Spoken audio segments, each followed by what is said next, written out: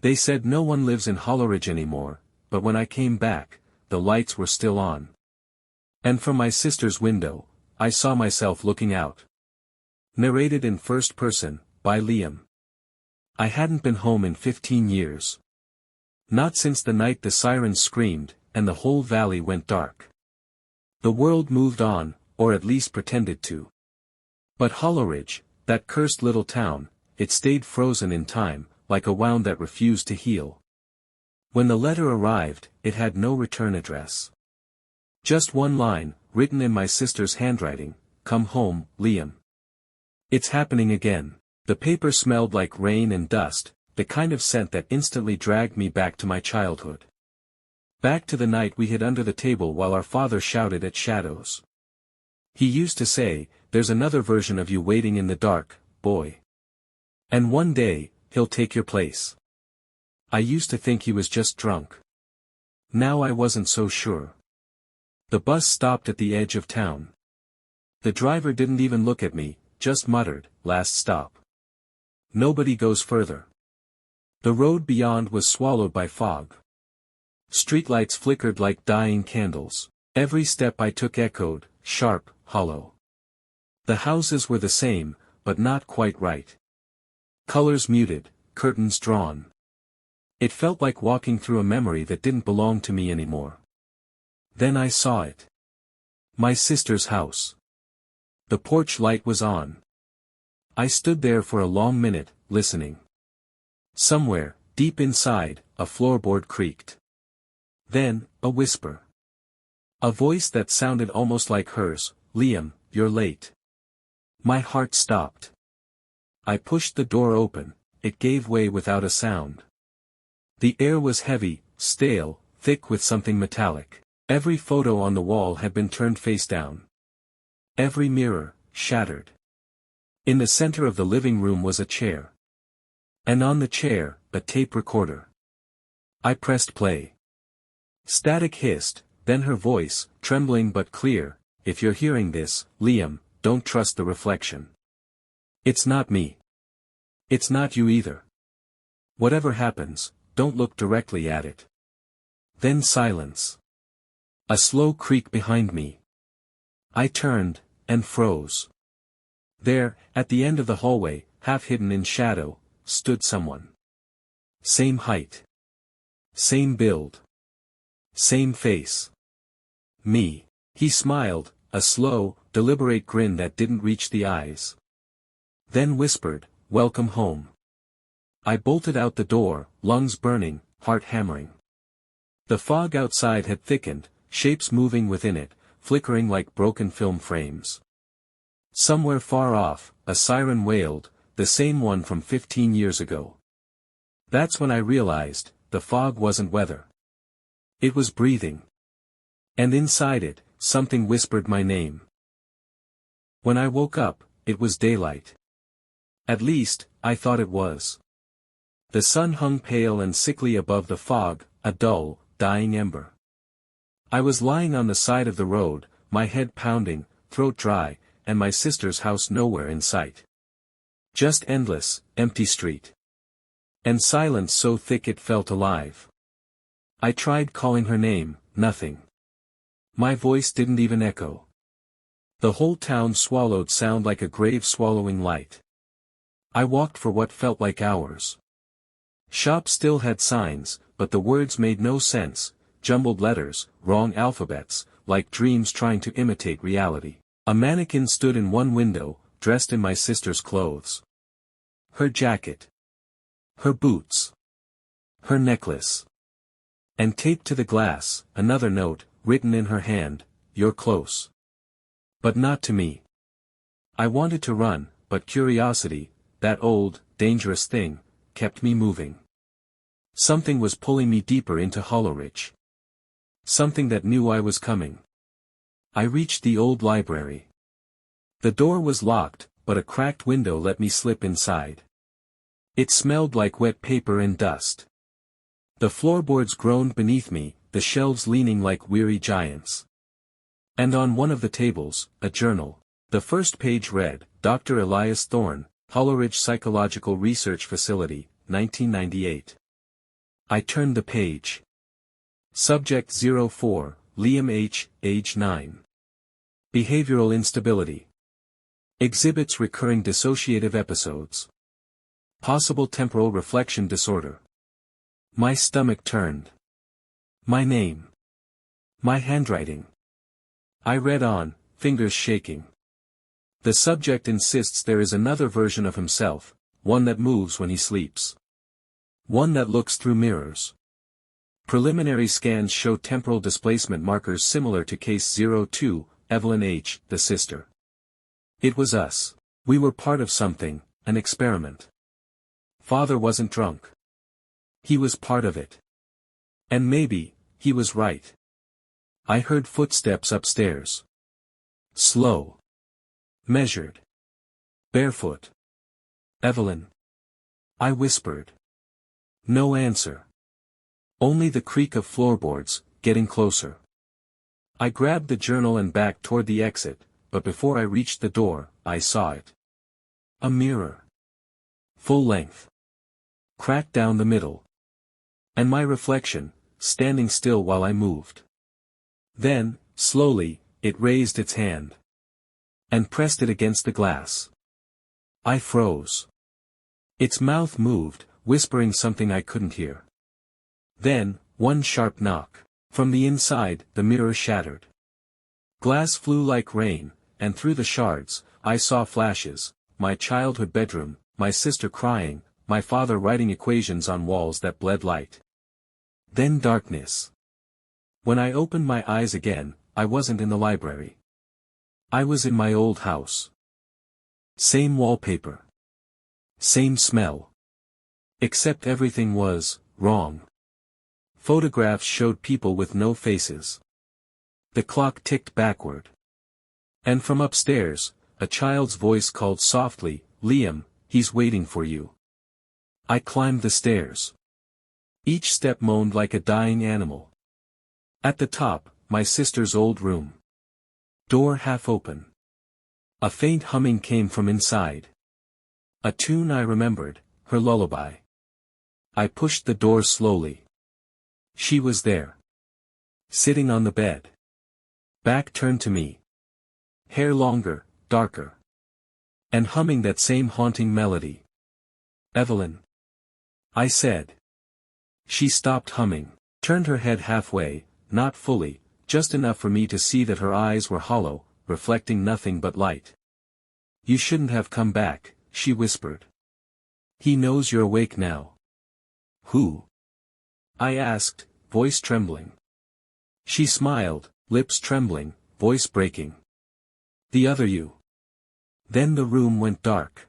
The air in the house was thick. Every breath felt like breathing through someone else's lungs. I turned toward the window. Holleridge stretched out below, but it wasn't the same town I'd seen earlier. Now it pulsed. Buildings flickered like dying fluorescent lights, the streets twisted, looping in on themselves. And the fog, it moved against the wind. Then I heard it. The hum.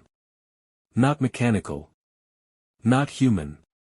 Like the city itself was murmuring in its sleep. I stumbled out of the house. My shoes splashed into water, the street was half flooded now, reflecting the crooked skyline.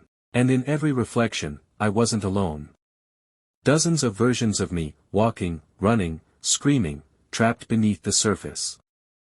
I yelled at the water, "What do you want from me?" And one reflection looked up and smiled. "You." Then the ground cracked beneath my feet. I fell into darkness, or maybe light. It was hard to tell. When I opened my eyes again, I was standing in what looked like a hospital ward. Rust on the walls. Blood on the tiles. And on every bed, a figure. All of them me. One of them twitched. Then another. Then all of them sat up at once, eyes open, pupils white, breathing in sync. "You shouldn't have woken us," they whispered together. I stumbled backward. "What are you?" "What you left behind." The lights flickered. Then I saw it, the journal again, on a gurney. But this time, the pages were filled with dates. Each one marked termination, subject 04. Over and over. I flipped through faster. The entries never ended. 04 reinitiated. 04 failed to stabilize. 04 reinitiated. Endless restarts. Endless lives. And suddenly I remembered the nightmares. The déjà vu. The dreams where I'd wake up in the same place, again and again. I wasn't surviving Hollow Ridge. I was looping it. Then a voice came through the hospital intercom, distorted, mechanical, but familiar. Subject 04 has regained awareness. Prepare containment. It was my voice. I ran. The hallways twisted, folding like paper. I turned a corner, and slammed into someone. My sister. But not her. This version wore a hospital gown, veins glowing faint blue under her skin. Evelyn. I gasped. She looked at me, eyes flickering like static. You're late, she said. They already started phase 2. Phase 2 of what? She handed me a photograph. It showed a laboratory, my father standing next to 2 glass pods. Inside them, a young boy and a girl. Us. He thought he could split memory from pain, she whispered. He was wrong. Now the city's caught between what was and what could have been. And then alarms screamed. Lights turned red. Doors slammed.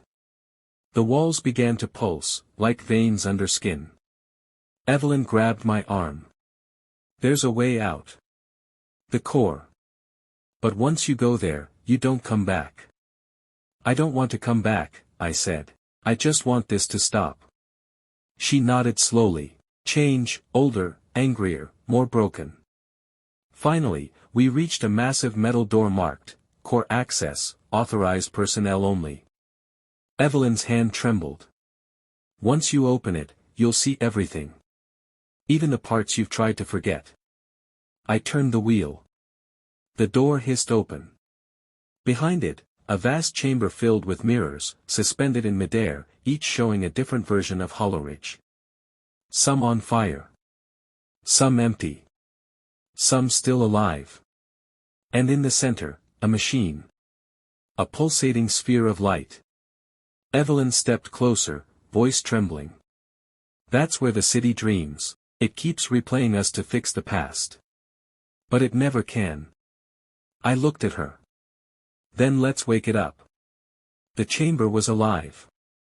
The hum vibrated through my bones, low, ancient, familiar. Every mirror around us flickered, showing flashes of lives I'd never lived but somehow remembered. In one, I was a scientist. In another, a child watching a city burn. In the last one, I was already dead. The machine pulsed again, and Evelyn stumbled. It's starting, she whispered. It knows we're here. The light grew, almost breathing. I felt it pulling on my thoughts, on every lie I'd ever told myself. Why me? I asked. Why keep looping me? Evelyn's eyes filled with tears that glowed faint blue. Because you were the first one who survived the split. You're the key that holds the city together. I shook my head. I'm not a key. I'm a mistake. Maybe, she said softly. But you're still the only one left. The machine spoke. Not with words, but with memories. Suddenly, the chamber dissolved. I was standing in our old home again, clean, bright, warm. My father sat by the fireplace, reading. My mother humming softly in the kitchen. Evelyn, younger, smiling, alive. Welcome home, my father said without looking up. I knew it wasn't real. But my body, my heart, didn't care. I took a step closer. You're not him, I whispered. You're what the city made of him. He closed the book. His eyes were empty. We made you to remember us. But you keep trying to forget. He reached out, and for a second, I wanted to take his hand. But then I saw it, his reflection in the glass wall behind him wasn't human. It was the machine. The illusion cracked. Walls bled light. The voices of the city screamed in unison, millions of echoes of me, looping through eternity. "Shut it down!" Evelyn shouted. I ran to the console, but it wasn't built for human hands anymore. It pulsed and breathed like flesh. Every time I touched it, I saw flashes, memories of every version of me that had died before this one. In fire. In water. Alone. Over and over. And then I realized the truth. We weren't saving the city. We were the city. Each of our memories, each restart, it was rebuilding Hollerich piece by piece. Every death became another brick. Every heartbreak, another street. The city wasn't haunting us. It was us. Evelyn looked at me, eyes trembling. "If you shut it down, we disappear." "I know," I said. "But if I don't, we keep reliving this. Forever." She smiled sadly. "Then I'll see you in the next one." I grabbed her hand, warm, flickering, fading. The core roared as I pressed my palm to the interface. The mirrors shattered. Light engulfed everything. For a heartbeat, silence. Then, wind. The soft rustle of leaves. The sound of the ocean. I opened my eyes. I was standing on a hill overlooking Hollerich. But this time, it was peaceful. No fog, no hum. Just a quiet, living city under a golden sunrise. Evelyn stood beside me, or maybe just her echo. "You did it," she whispered. "They're free." I nodded slowly. "What about us?" She smiled faintly. "We were never supposed to last forever. But you'll remember. You always do." Her voice faded into the wind. Then she was gone. I sat down on the grass, staring at the city below. For the first time, I felt human. And as the sun rose, I whispered to the emptiness, if cities can dream, maybe they can forgive too. The breeze carried my words away, across the silent skyline, through streets reborn, into the cracks of old memory. Somewhere deep below, the machine slept again. And for the first time in 1,000 cycles, it dreamed of peace.